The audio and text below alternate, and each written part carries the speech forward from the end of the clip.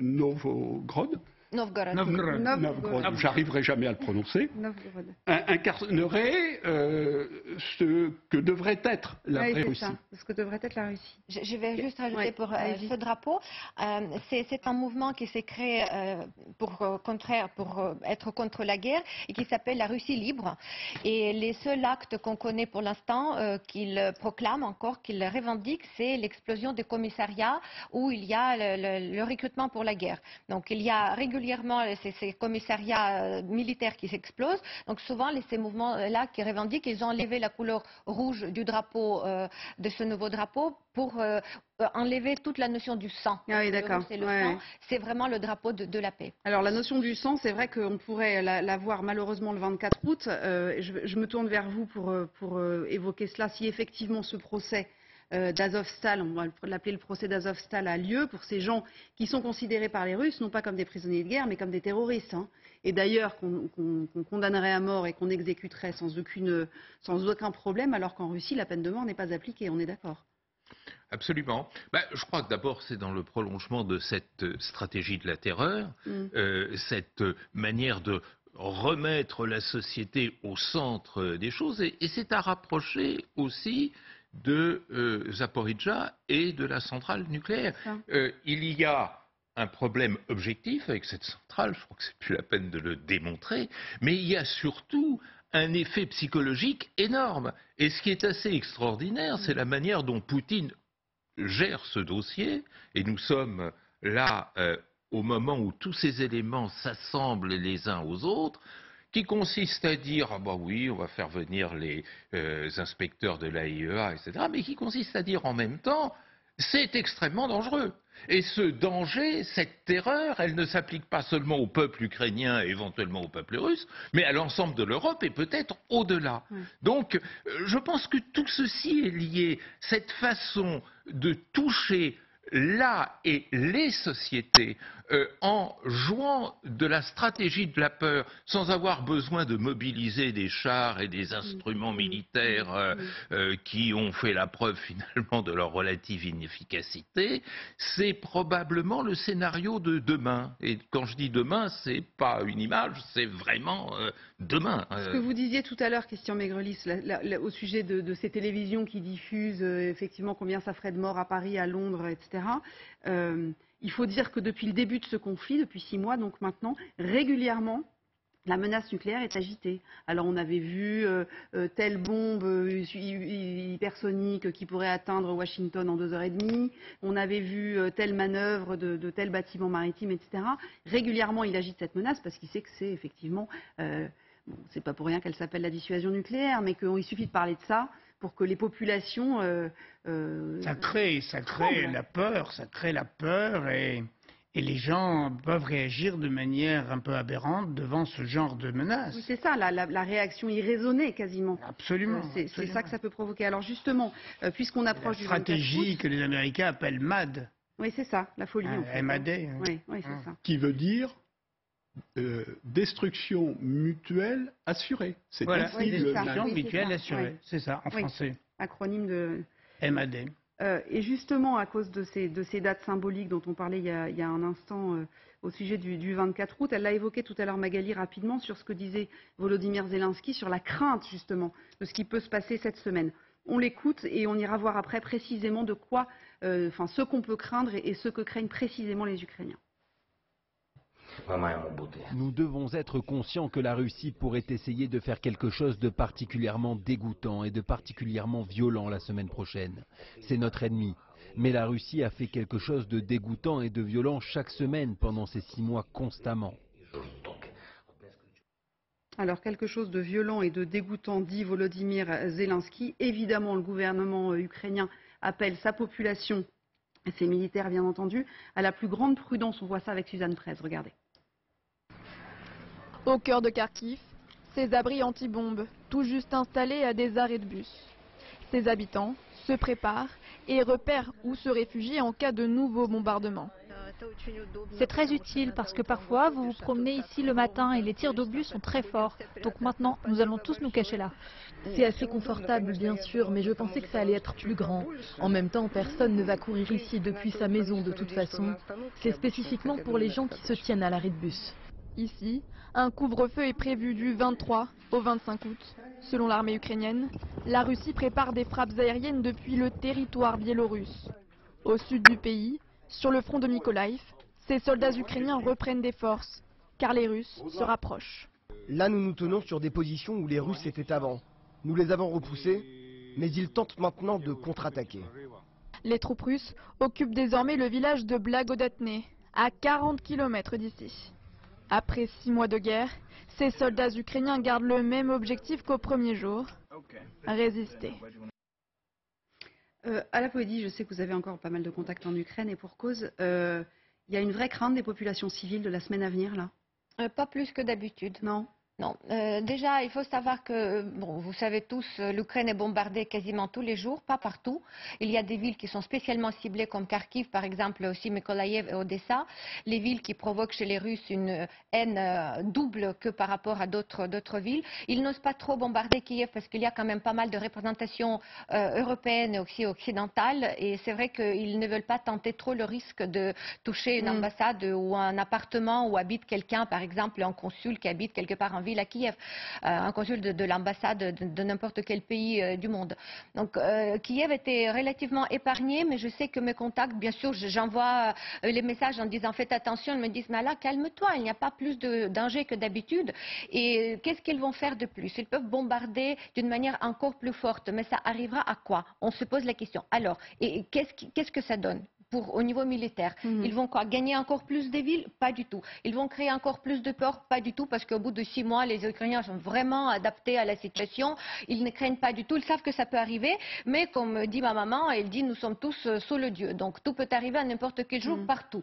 Donc avec cette approche assez philosophique, il n'y a pas de crainte plus que ça, mais c'est vrai que attachement aux dates, et après j'entends que en réponse à cet acte terroriste où les Ukrainiens ont été montrés du doigt à Moscou, ils peuvent, ça leur donne encore plus comment dire, de raisons de bombarder. Ben non, ils n'ont pas besoin de raison. Ils bombardent tout simplement parce que ils font la guerre et leur envie c'est de détruire, c'est faire la peur et c'est de gagner. Mais surtout que manifestement, enfin quand on vous écoute tous, l'objectif militaire n'est plus tellement l'objectif principal finalement.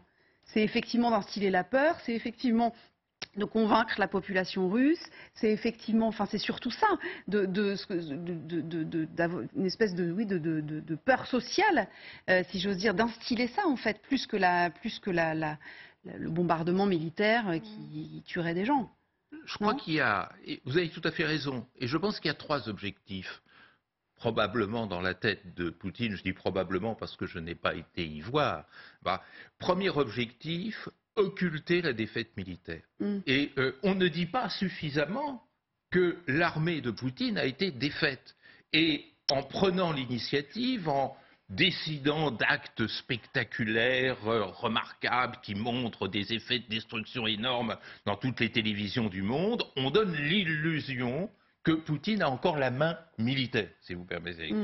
Il a quand même, pardon, je vous coupe une demi-seconde, mais si on regarde la carte globale, il a quand même récupéré une partie d'un des 2 oblasts qu'il visait. Il a quand même récupéré toute la côte de la mer d'Azov. Pour la plus grande armée du monde, réussir à ronger 20% du territoire ukrainien en 6 mois. Et même pas, pardon, parce qu'il y avait déjà en 2014. Donc imaginez Hitler lançant le Blitzkrieg en 1940 et réussissant à prendre le Luxembourg. Voilà, c'est ça. C'est un peu ça. Oui, c'est un peu ça.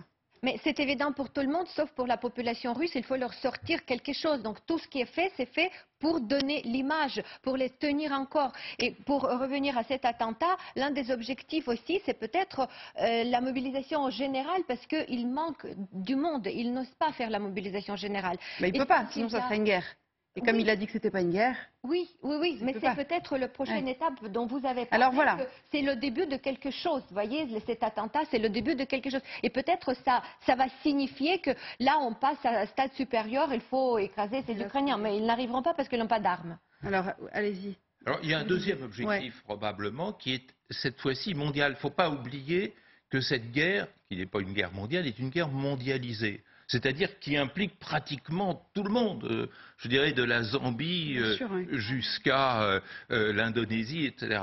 Et la stratégie, me semble-t-il, de plus en plus claire du Kremlin, c'est d'essayer de retourner les initiatives qu'avait prises notamment l'Occident contre lui-même.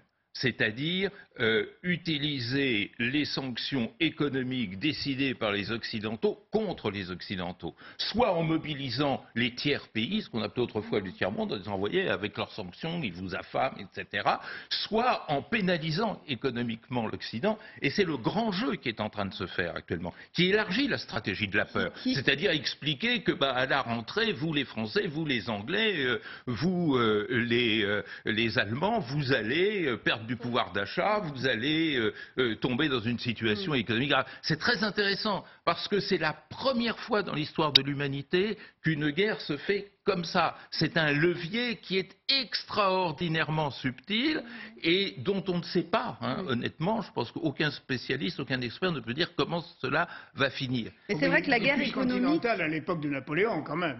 Non, mais sur la guerre économique, attendez, comparez la dimension du blocus occidental à ce qu'est actuellement la crise économique mondiale et aux jeux de tiers pays tels la Chine, tels les émergents, tels l'Afrique. Du temps du blocus continental, je ne pense pas que ces pays aient eu à jouer un rôle actif, ce qui rend beaucoup plus compliqué, beaucoup plus subtil le jeu international. Et puis il y a un troisième objectif, qui est cette fois-ci enfin un objectif diplomatique, c'est comment s'en sortir. C'est-à-dire comment créer les conditions où moi, Poutine, je ne sortirai pas de ce conflit que j'ai voulu et décidé, la tête basse et avec la réputation définitive de l'incapable, de l'impuissant, de l'homme d'hier ou d'avant-hier. Il imagine quoi, Poutine? Parce qu'il n'imaginait certainement pas que la communauté occidentale et non pas internationale se mobilise à ce point pour l'Ukraine. Ça, c'était manifestement une surprise pour nous-mêmes les premiers, d'ailleurs. Donc il imagine quoi pour s'en sortir, Poutine? Il imagine qu'il va annexer le monde entier? Je pense qu'il faut regarder dans des directions que nous, Occidentaux, nous n'avons pas l'habitude de regarder. Vers la Chine, vers l'Inde, vers tout simplement vers la Turquie. Vers la Turquie. C'est-à-dire, il faut voir que l'une des terreurs de Poutine, c'est que l'Occident sorte vainqueur de manière directe ou indirecte de ce conflit. Et donc, on téléphone de temps en temps, il l'a fait encore avant-hier, à Emmanuel Macron, mais les jeux décisifs, ils sont réservés à des personnages honnis ou rejetés, marginalisés par l'Occident, tels Recep Tayyip Erdogan, voire d'autres dirigeants. Ce qui se passe avec l'Inde, avec la Chine, est extrêmement avec l'Indonésie, qui va organiser le G20 auquel M. Poutine est censé devoir se rendre. Et donc, on voit toute une nouvelle structure des relations internationales se mettre en place, qui délègue aux tiers parties peut-être ce qui peut être le beau rôle. Alors, c'est l'architecture probablement qu'il a dans la tête, en tous les cas c'est celle qui se révèle jour après jour. C'est pas dit que ça marchera. Oui, alors c'est pas dit que ça marchera, et puis il n'est pas éternel, Vladimir Poutine, si je peux me permettre. Inch'Allah. Voilà. Non, personne n'est éternel, mais il peut durer suffisamment longtemps pour créer des maux irréparables. Il peut, s'il dure encore 10 ans, cet homme, il peut mettre le globe sans dessus-dessous. Parce que son jeu, vous avez raison de le dire, son jeu vis-à-vis de l'Iran, vis-à-vis de la Turquie, est extrêmement habile, parce qu'il nous prend en revers, et il donne à des pays qui jusque-là étaient un peu parias dans la communauté, le beau rôle. C'est-à-dire que c'est la Turquie qui a déclenché l'approvisionnement du tiers-monde. Vous vous rendez compte? La Turquie, qui était un État que tout le monde ignorait, d'un seul coup, devient l'État qui nourrit le tiers-monde. Oui, bien sûr. Ouais, c'est extraordinaire. Donc pour un type comme Erdogan, qui a son élection l'année prochaine, c'est gagné, quoi. C'est pas encore vraiment gagné. Bon, il y a des choses qui peuvent se passer. C'est vrai qu'il a gagné quand même une stature internationale qu'il n'avait pas... Si je peux rebondir ce que vous disiez par rapport à ce que veut Poutine, pour lui, il n'a absolument pas changé ses objectifs. Son objectif, c'est conquérir l'Ukraine, absolument entièrement, et aussi détruire l'Europe, c'est-à-dire casser les relations européennes et aussi mettre une multipolarité dans le monde. Donc il est fidèle à tout ça. Il n'a jamais changé. Dans cette situation aujourd'hui, il sait qu'il a besoin d'une pause parce que son armée est en difficulté. Il n'imagine pas en quelle difficulté est son armée. Il a quelque part, ses fidèles conseillers lui disent, attendez, on a besoin de quelques mois de pause, on va refaire les armes, on va se réarmer et on va conquérir cette Ukraine. C'est ce qu'il veut. Et toutes ces actions aujourd'hui, Zaporogier, le jugement horrible qu'ils nous promettent à Mariupol contre les prisonniers de guerre ukrainiens, tout ça c'est pour peser sur l'Ukraine, pour peser sur l'Occident, pour que l'Occident oblige l'Ukraine à accepter cette pause dans la guerre, accepter une sorte de paix hybride, mais on sait très bien que cette paix hybride amènera une guerre encore plus violente. Même dans les difficultés techniques aujourd'hui, parce qu'ils ne sont pas capables, les Russes, de produire les armes, même qu'ils savent produire techniquement, parce qu'ils n'ont plus de composantes. Les entreprises sont sous les sanctions, elles n'ont pas déjà les semi-conducteurs, ils n'ont plus accès. Donc aujourd'hui, ils sont en difficulté. C'est-à-dire qu'après, une fois qu'effectivement les armées occidentales auront été quasi désarmées, parce qu'elles auront tout donné à l'Ukraine, et qu'en plus la guerre économique dont vous parliez aura affaibli, on le voit en Grande-Bretagne là, il n'y a pas que, c'est pas que la faute de la guerre en Ukraine, mais malgré tout, ces grèves monstrueuses qui ont lieu en ce moment, c'est aussi des grèves de pouvoir d'achat. Enfin, ça aussi, et l'hiver qui arrive, Poutine espère que l'hiver va jouer aussi pour lui, parce que l'hiver va être compliqué et pour les Européens qui n'étaient pas habitués à avoir les difficultés, vivre un peu dans les situations aussi de crise économique. Donc il attend l'hiver, il attend l'Occident qui faiblit. C'est pour ça qu'il y a tous ces émissaires de Poutine qui sortent les articles Washington Post ou quelque part dans le Bild, ou même Kissinger qui nous parle, arrêtez, il faut stopper cette guerre, il faut signer une paix, donner lui quelques territoires, allez, qu'il s'arrête ce Poutine. C'est tout ça, c'est la propagande qui est destinée à une seule chose, stop à la guerre en ce moment pour revenir encore. Pour mieux revenir derrière. Rassurez-nous, colonel, puisque je parlais tout à l'heure des stocks d'armes, on livre évidemment des armes aux Ukrainiens et on est très fiers de le faire, bien entendu. On sait que pour ce qui nous concerne, nous Français, on n'avait déjà pas beaucoup de stocks. Ils sont réapprovisionnés, ces stocks, régulièrement. On garde des stocks stratégiques comme ça, au cas où, si j'ose dire. Alors, la France a un certain niveau de stocks stratégiques qui sont prévus, sauf que ces stocks dits stratégiques, ils ont été prévus à l'époque où il n'y avait pas de grandes menaces identifiées à l'est de l'Europe. Moi, ce que je note dans l'évolution de la guerre, c'est que, visiblement, les Russes n'ont pas les moyens de leurs ambitions. Rappelons quelles étaient leurs ambitions. Au départ de l'invasion, c'était conquérir toute l'Ukraine. Et puis, ça ne s'est pas fait, et puis, ils sont bloqués dans le Donbass. Alors maintenant, on est dans une guerre de position.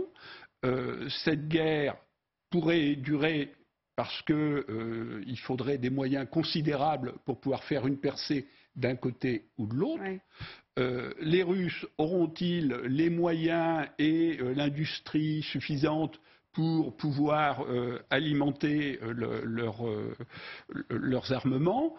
Moi, j'ai tendance à penser que oui, du point de vue des armements conventionnels, les obus, etc., beaucoup plus difficile sur le plan de l'armement de haute technologie, justement à cause des restrictions des pays occidentaux.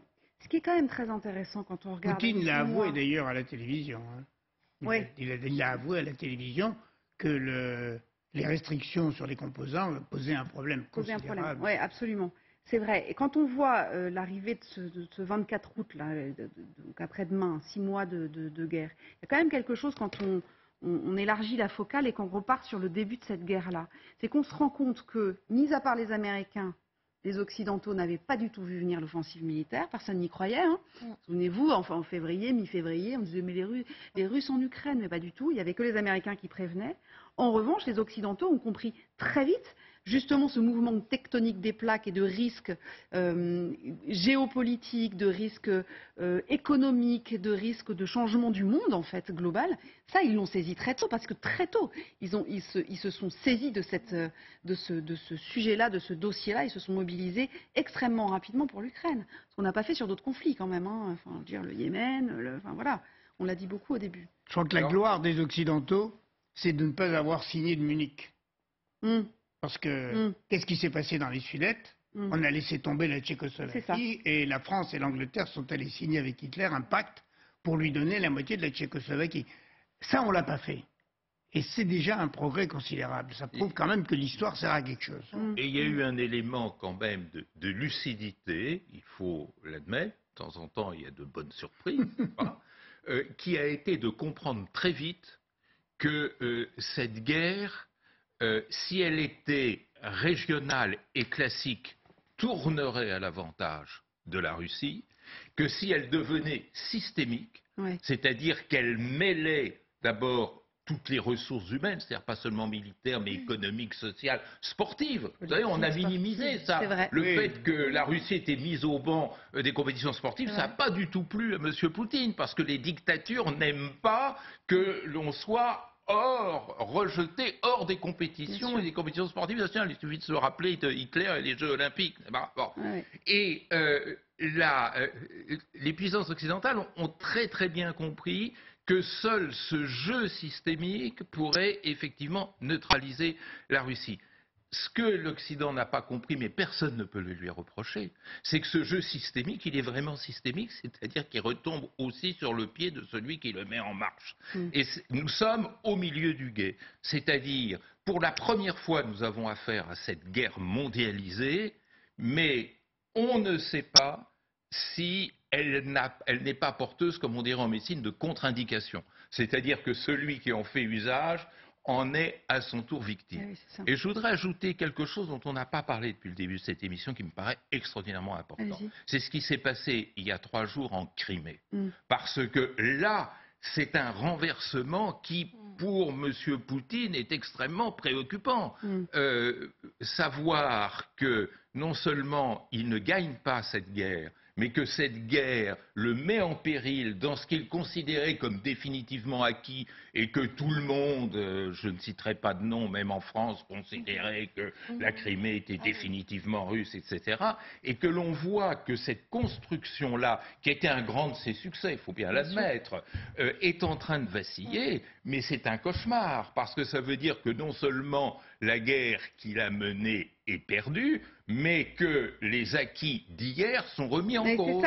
Et là, il peut mordre. Christian Maigrelis. Alors voilà, c'est ça, là, il peut mordre. Christian Maigrelis, pour expliquer, la Crimée, donc cette péninsule qui a été annexée en 2014 et qui a été considérée par certains, comme vous disiez, comme étant un territoire russe, quand les Ukrainiens...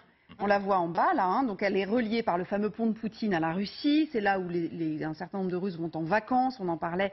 Et donc c'est pour ça que les Ukrainiens bombardent en ce moment aussi. C'est pour que des images remontent vers la Russie de ces bombardements. On se souvient très bien qu'au début de l'été, quand on entendait que les Ukrainiens allaient tenter de récupérer la Crimée, franchement, personne n'y croyait. Ils étaient en difficulté dans le Donbass, etc. Non, mais là, on en a fait, à part vous, évidemment. Non, mais personne n'y croyait en me disant ils ne peuvent pas avoir un front là, un front là, un front là, puis il faut protéger Odessa, et ils voulaient récupérer Kherson. Ça paraissait complètement aberrant. Et puis finalement, avec des frappes très ciblées et très chirurgicales, si j'ose dire, une économie de moyens incroyable. Ils peuvent faire vaciller Poutine.